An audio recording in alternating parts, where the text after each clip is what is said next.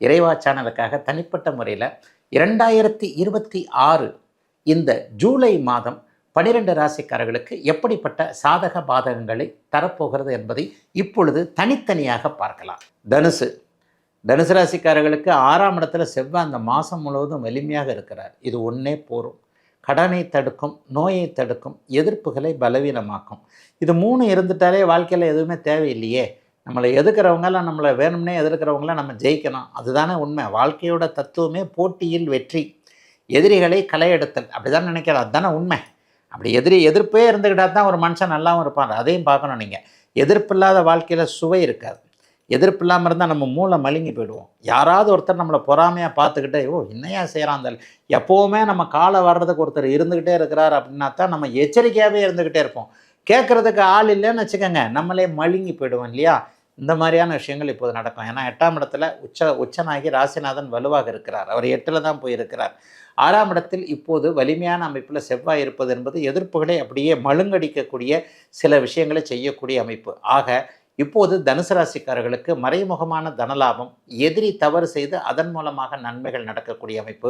8, 12ஆம் இடங்கள் சுபத்துவமாக இருக்கின்ற காரணத்தினால் வெளிநாட்டிலிருந்து பொருள் வரக்கூடிய அமைப்பு, வெளிநாட்டிற்கு போகக்கூடிய அமைப்பு, வெளிநாட்டில் படிக்கிறது, வெளிநாட்டில் வாழ்க்கை அமைப்பு, வேலை அமைப்புகள் கிடைக்கக்கூடிய நிலைமை. ஏற்கனவே நான் வெளிநாட்டில் தான் இருக்கிறேங்க அப்படின்னு சொல்லக்கூடியவர்கள் எல்லாருக்குமே வெளிநாட்டிலேயே அந்த செட்டில் ஆகிறதுக்கான வீடு வாகனம் வாங்கிறது, நல்ல வேலை அமைகிறது, கிரீன் கார்டு கிடைக்கிறது, பிஆர் கிடைக்கிறது, பெர்மனண்ட் ரெசிடென்ஸ் கிடைக்கிறது, இந்த மாதிரியான நல்ல விஷயங்கள் நடக்கக்கூடிய அருமையான யோக நல்ல மாதமாகவே இந்த மாதம் கண்டிப்பாக இருக்குங்க. மாதம் முழுவதும் புதன் உங்களுடைய ராசியை பார்த்து கொண்டிருக்கிறார். பாக்கியாதிபதினு பாக்கியம்னு சொல்லப்படக்கூடிய 9ஆம் இடத்துல லாபாதிபதியாகிய சுக்கிரன் இருக்கிறது. 9, 11ஆம் இடங்களோடு சுக்கிரன் தொடர்பு கொள்வது என்பது இதுவரைக்கும் இந்த லாப அமைப்புகளில் ஒரு வியாபார பெருமக்கள், ஒரு விவசாய பெருமக்கள், ஒரு தொழில் முனைவோர்கள் எல்லாருக்குமே லாபங்கள் கிடைக்காத அமைப்புகள் எல்லாம் நல்ல லாபங்கள் கிடைக்குங்க. சிலருக்கு ப்ரொமோஷன் உண்டுங்க, சிலருக்கு புதுசாக வியாபாரம் ஆரம்பிக்கிற அமைப்பு உண்டு. இன்னும் ஒன்று கண்டிப்பாக சொல்லணும், திடீர் புகழ் அடையக்கூடிய அமைப்புகள் இப்போது தனுசு ராசிக்கார இளைய பருவத்தினருக்கு இருக்குது. சோஷியல் மீடியாவில் ஏதாவது புகழ் வாங்கிறது, விளையாட்டில் ஏதாவது பேர் வாங்கிறது, ஒரு நல்ல விஷயத்தை செஞ்சு செயற்கரிய ஒரு செயலை செஞ்சு ஆஃபீஸ் அளவிற்காவது, வீடு அளவிற்காவது, தெரு அளவிற்காவது, மாவட்டம், மாநிலம் அளவிற்கு அவரவருடைய பிறந்த ஜாதக அமைப்பின் அடிப்படையில் பெரிய அளவில் புகழ் கிடைக்கக்கூடிய அமைப்பு இப்போது தனுசு ராசிக்காரர்களுக்கு உண்டுங்க. கலைத்துறையிலையும் வாய்ப்பு கிடைக்குங்க. 3ஆம் இடத்துல ராகு இருக்கிறார் இல்லையா? கலைத்துறை, நல்லா எழுதுகிறேன், நல்லா படிக்கிறேன், நல்லா பாடுறேன், நல்லா டான்ஸ் ஆடுவேன், நல்லா நடிப்பேன், நல்லா இயக்குவேன், இந்த மாதிரியாக தன்னுடைய திறமையை சோஷியல் மீடியாவில், டிவியில், கலைத்துறையில் திறமையை காட்ட வேண்டும் என்கின்ற எண்ணத்தில் இருக்கக்கூடிய அத்தனை தனுசு ராசிக்காரர்களுக்கும் வாய்ப்புகள் கிடைக்கக்கூடிய நல்ல மாதங்க 2026 ஜூலை மாதம். 12 ராசிக்காரர்கள்லையும் எல்லாரும் நல்லா இருக்கிறாங்கன்னு சொல்ல முடியாது, எல்லாருமே கெட்டு போயிருக்கிறாங்கன்னு சொல்ல முடியாது. சாதகமற்ற பலன்கள், சாதகமான நல்ல பலன்கள் எல்லாருக்குமே மாறி மாறி நடக்கக்கூடிய இந்த சூழ்நிலையில் வரப்போகின்ற இந்த ஜூலை மாதம் எனக்கு எப்படிங்க ஐயா இருக்கும்? ஏதோ ஒரு அளவிற்கு ஒரு சர்வைவல்னு சொல்லக்கூடிய அளவிற்கு பிரச்சனைகளை தீர்க்கக்கூடிய நிலைமைகளில் இருக்குமா? அவரவருக்கு பலவிதமான கவலைகளிலே நான் அடிக்கடி சொல்லுவேன், வயதிற்கேற்றார் போல தான் பலன்கள் நடக்கும்னு சொல்லுவேன். ஒரு 15 வயதில் இருக்கக்கூடிய ஒரு பள்ளி பருவ மாணவனுக்கு என்ன நடக்கும்? 10th நல்ல மார்க் எடுப்பனா, +2 நல்ல மார்க் எடுப்பனா, +1 நல்ல மார்க் எடுப்பனான்னு தான் இருக்கும். அதை ஒரு 2 வருஷம் 3 வருஷம் தாண்டிட்டா காலேஜ் வாழ்க்கை நல்லா இருக்குமா? காலேஜை விட்டு கரெக்டாக செமஸ்டர் அரியர் எதுவும் வைக்காமல் நான் கரெக்டாக வெளியே போவேனா அப்படின்ற மாதிரியாக அந்த பதின்ம பருவம்னு சொல்லப்படக்கூடிய 20 வயதுகளுக்கு உட்பட்ட பருவத்தில் இருக்கும். 20 வயதை தாண்டியாச்சுன்னா என்ன வரும்? க்ளப்பு தான், வேற என்ன? சோஷியல் மீடியாவில் அப்படி பண்ணலாம், இப்படி பண்ணலாம், இன்ஸ்டாகிராமில் அப்படி ரீல்ஸ் போடலாம், அது போடலாம், இது போடலாம், ஆணை கவரலாம், பெண்ணை கவரலாம், ஆண் வேணும் பெண் வேணுன்ற மாதிரியாக காதலன் காதலி உறவுகள்.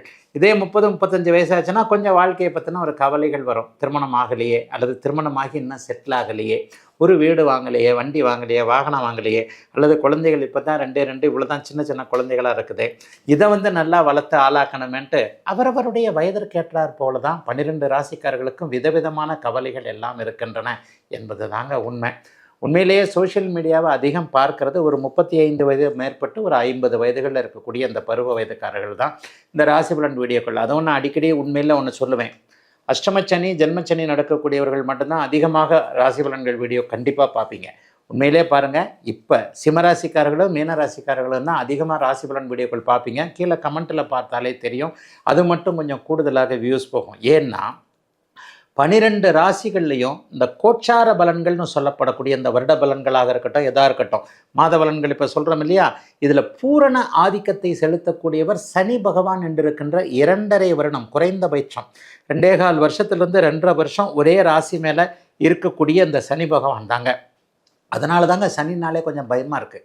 சூரியன் 1 மாதத்தில் கடந்துருவார், 1.5 மாதத்தில் செவ்வாய் கடப்பார் ஒரு ராசியை. ஒரு ராசின்றது ஒரு 12 ராசிகளில் ஒவ்வொரு ராசிலையும், இப்போ உங்கள் ராசி ஒரு உதாரணமாக நீங்கள் தனுசு ராசின்னு வைங்க. தனுசு ராசிக்காரரில் உங்கள் ராசிக்கு மேலே சூரியன் வந்து உட்காராருன்னா 1 மாதம் வந்து உட்காருவார். அதைத்தான் நம்ம மார்கழி மாதம்னு சொல்கிறோம். மார்கழி மாதம் முழுவதும் தனுசு ராசியின் மேலே சூரியன் வந்து உட்காந்துருப்பார். ஒவ்வொரு 1.5 மாதத்துக்கு ஒரு தடவை செவ்வாய் மாறிக்கிட்டே வருவார். 15 அல்லது 20 நாட்களுக்கு ஒரு முறை, 20 அல்லது 25 நாட்களுக்கு ஒரு முறை புதனும் சுக்கிரனும் மாறிக்கிட்டே வருவாங்க. அப்போ சூரியன், புதன், சுக்கிரன், செவ்வாய் இவர்கள் தான் மாதாந்திர கிரகங்கள்.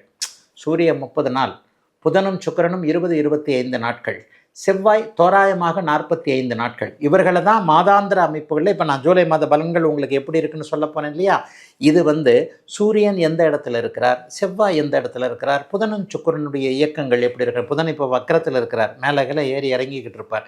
இதை வைத்து தான் அந்த பலன் சொல்லப்படுகிறதுங்க. வருடாந்திர கிரகங்கள்னு சொல்லப்படக்கூடியது 4 கிரகங்கள்.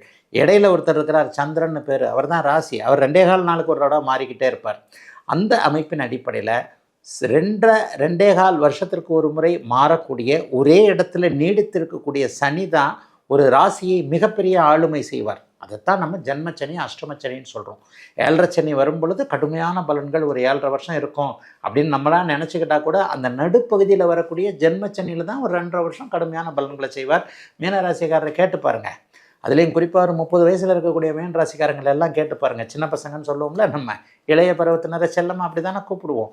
அவங்கள கேட்டு பாருங்கள், என்னப்பா எப்படிப்பா இருக்கிற அப்படின்னு கேட்டால் எல்லாம் மூஞ்சி தொங்கி போயிருக்கும்.